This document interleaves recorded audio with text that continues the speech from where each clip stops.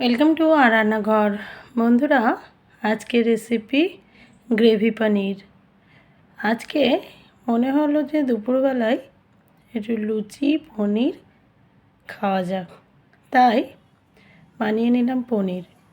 প্রথমে দেখুন, পনিরগুলো ছোট ছোট টুকরো করে কেটে লবণ দিয়ে একটু মাখিয়ে নিলাম। এবার কড়াইতে বা ফ্রাইং প্যানে সর্ষের তেল গরম করে পনিরগুলো দিয়ে দিলাম।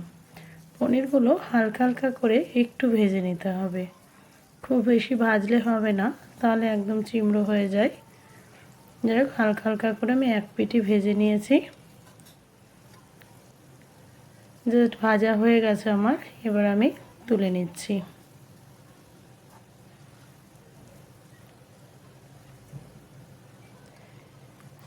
এই রেসিপিটার নাম মধু পনির দিলেও হতো, তবে আমার মনে হলো গ্রেভি পনিরই বেশ যাচ্ছে।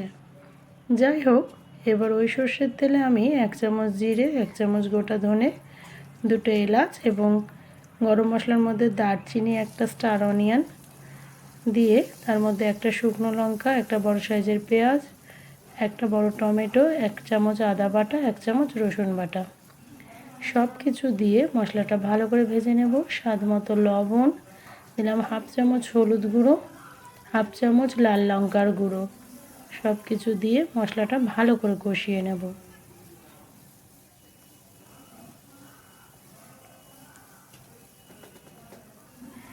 দেখুন, মশলা কষানো হয়ে গেছে। এবার গ্রাইন্ডারে মশলাটা দিয়ে দিলাম।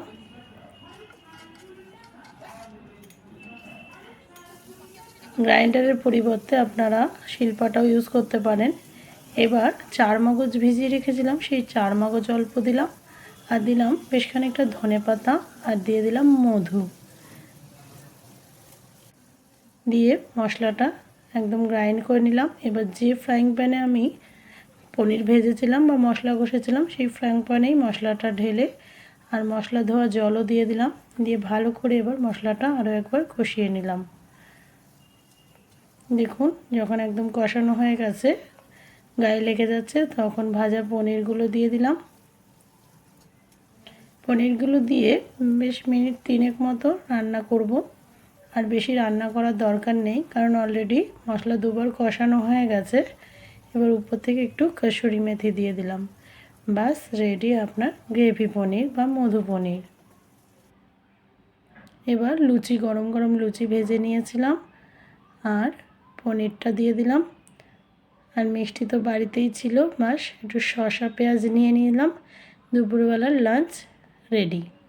আপনাদেরও যদি মাঝে মাঝে এরকম মনে হয় যে দুপুরবেলায় লুচি খাওয়া যেতে পারে, বাড়িতে পনির থাকলে এইরকম তৈরি করে নিন।